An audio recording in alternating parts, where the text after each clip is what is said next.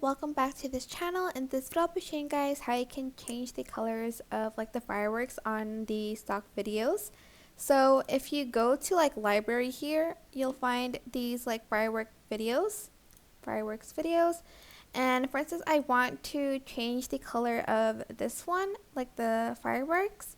So go and add in like any color of your choice. I'm just going to select this one. And then go to blend mode. You have to download the colors first, by the way. Go to blend mode and select whichever like blend mode works the best. So this one's linear burn, this one's color dodge. Doesn't work that well.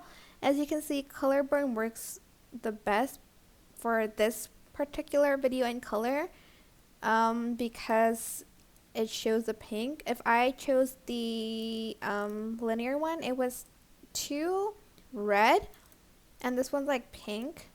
You can also adjust the opacity on it so you don't get like a too pink color and stuff. And you can also like edit the colors in adjustments as well. So bring the temperature to the like this part to make it more pink, and you can add even a little bit of blue. You can also adjust the saturation here as well, the brightness and whatnot.